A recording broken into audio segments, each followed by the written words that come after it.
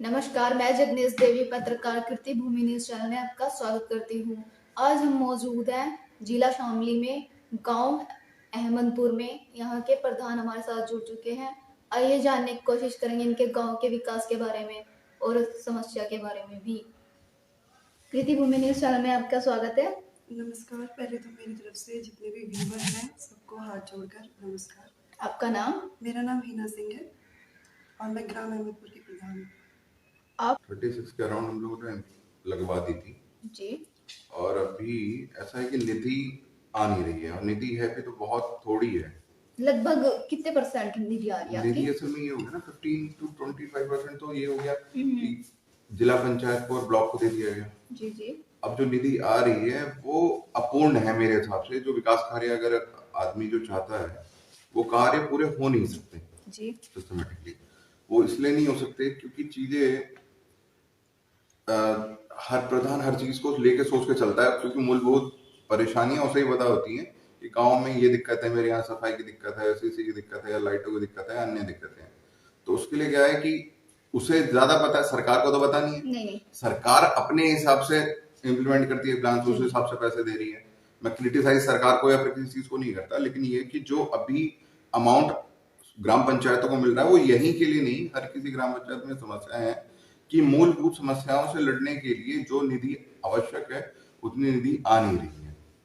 प्रत्येक घर एक एक डस्टबिन देंगे, ये कूड़ा गाड़ी तो ग्राम निधि से आई है, लेकिन डस्टबिन हम लोग अपने व्यय से दे देंगे। लाइटों की समस्या जहां तक आ रही है, 30 लाइटें अभी हम लोग खुद अपने व्यय से मंगा रहे हैं और अपने निजी निधि से ही लगा देंगे, कोई दिक्कत नहीं है, ताकि गांव में इस तरह की कोई भी समस्याएं उत्पन्न ना हो। मैं बात करूं जैसे आवास योजना की, प्रधानमंत्री जी ने आवास योजना निकाली थी, तो आपके गांव में कितने ऐसे परिवार है जिन्हें आवास योजना का लाभ मिल गया है और उससे वंचित रह गए? देखिए, आवास योजना जो भी अब तक आई है, प्रधानमंत्री आवास योजना, गांव स्तर पे बहुत कम है अभी। ठीक है, आई थी नगर निगमों के हिसाब से, नगर पंचायतों के हिसाब से, वहां पे अभी बहुत बड़े लेवल पे काम चल रहा है। ग्राम स्तर पे देखिए तो बहुत ही नॉमिनल है। नॉमिनल का मतलब है कि ना के बराबर है, कि एक दो मकान आ गया, दो चार मकान आ गए, इतना ही है। और उसमें उसके अलावा एक समस्या और भी है कि यहाँ पे जो ये चुनाव है ना कि किसका बने, वो भी एक बहुत बड़ी समस्या है। क्यों? जिसका पास में मतलब संप्रभुता है, संपन्नता है, वो भी इस ताक में बैठा हुआ है कि कब सरकारी मकान है तब जाके बनाऊंगा। तो वो भी एक बहुत बड़ी अपने आप में मूलभूत समस्या है। उस समस्या के साथ में मैं चीजों को देखता हूँ कि लोगों को अपना विवेक भी यूज करना चाहिए कि नहीं भाई, जिसे जरूरत है उसे वो रहे। और कोशिश ये रही 5 साल जो हमारे पास में है, जो जरूरतमंद होगा उस तक ही वो चीज पहुंचेगी, चाहे कोई आदमी कितना ही कहता रहे गलत वो चीजें लेके चले। भ्रष्टाचार मुक्त आज भी मेरे 5 साल में रहेगा और आगे भी रहेगा। जो पिछला कार्यकाल था, जो प्रधान पिछली बार बने थे, उनके कार्यकाल में आए हैं ये मकान जो आवास योजना का लाभ मिला है परिवारों को? मेरे योजना में, मैं पिछली योजना में शायद एक मकान आया था। मेरी योजना में एक मकान का पैसा अब तक आ चुका है, कंप्लीट हो चुका है। हाँ, सब कुछ कंप्लीट हो चुका है। दूसरे के लिए भी मैं अग्रसर हूँ, उसका भी अभी आने वाला है। लेकिन वही है कि हमारे यहाँ थोड़ा भ्रष्टाचारी योजना ज्यादा है। सरकारी तंत्र जो है भ्रष्टाचार से ग्रस्त है। वैसे तो इस बार जो है, अगर आप गांव में जाएं पूछें एक बार, तो आपको बता देंगे कि कोई पैसा ना तो किसी काम का जा रहा है और ना लगा रहा है। अगर थोड़ा सा ही भ्रष्टाचारी वो चीजें ना हो तो शायद काम ज्यादा अच्छे लेवल पे हो जाए और काम जल्दी भी हो जाए। वो भी एक सिस्टम में आगे बात आ जाती है। भाई कर्मचारी यही बैठे हुए हैं, सही से काम कर रहे हैं, बढ़िया बढ़िया काम कर रहे हैं। मैंने कहा कि आप अपने पूरा गांव कवर कर लेते हैं एक ही सफाई कर्मचारी। मैं फिर वही बात बता रहा हूँ, योजनाओं को इम्प्लीमेंट अगर आप सही तरीके से करोगे तो उनका काम सही सुचारू रूप से चल जाएगा। मनरेगा एक ऐसी योजना है इस देश में जो सबसे भ्रष्ट भी है और अच्छी भी है।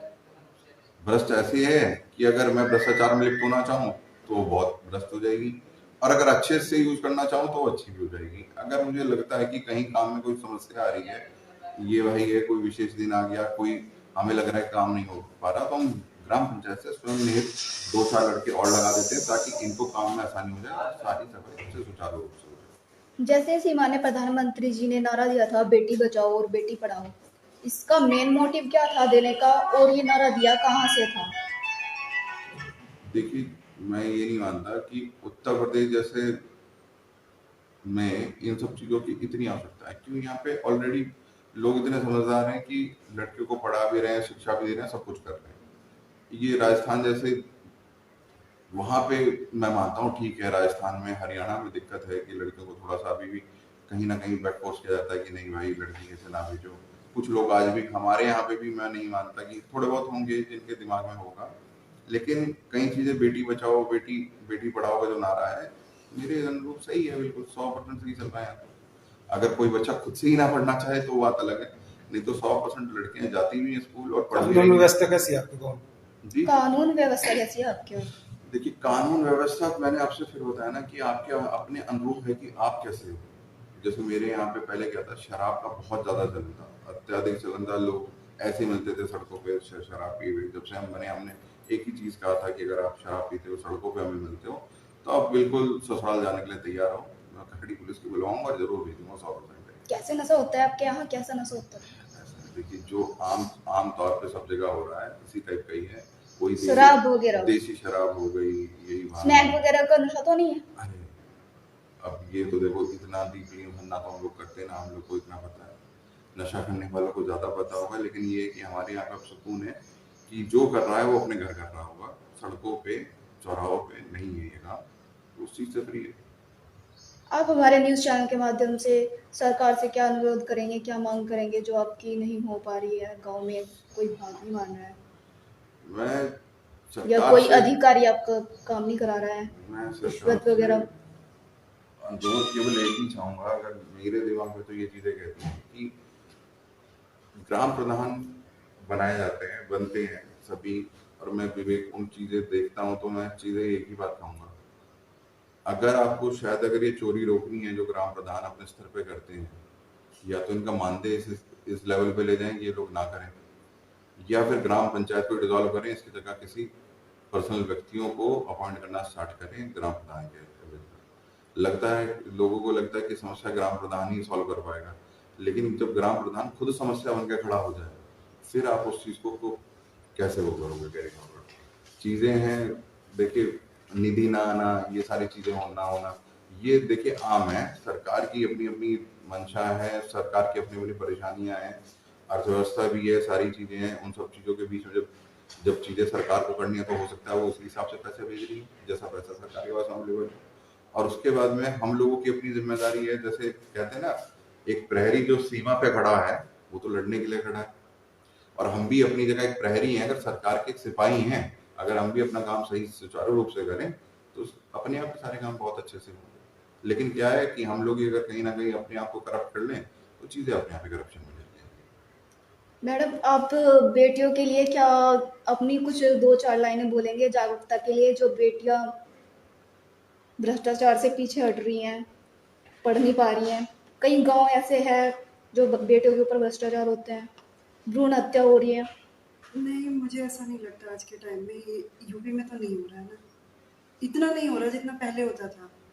अब बहुत ज़्यादा लोग समझदार हो गए, और आप हमारे गांव में देख लीजिए, लड़कियां यहाँ पे मोस्टली ग्रेजुएट ही मिलेंगी, तो इतना पढ़ लेती हैं, उन्हें अपना अच्छा बुरा पता है, तो दूसरों को मैं क्या बोलूँगा। देखिए, भ्रूण हत्या जैसी जो समस्याएं हैं वो लोगों की व्यक्तिगत हैं, पर्सनल आप उसे अब सामाजिक ना बनाओ, सामाजिक का तो सिस्टम ही नहीं रहेगा ना।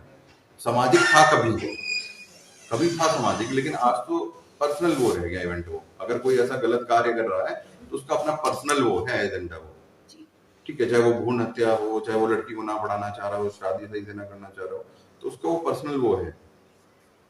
बने रहे कीर्ति भूमि न्यूज चैनल के साथ, मेरे सहयोगी कैमरामैन सोमनाथ के साथ। जैसा कि आपने देखा, आपके आसपास कोई समस्या है, कोई किसी वजह से परेशान है, तो हमारे दिए गए नंबर पर संपर्क करें। धन्यवाद।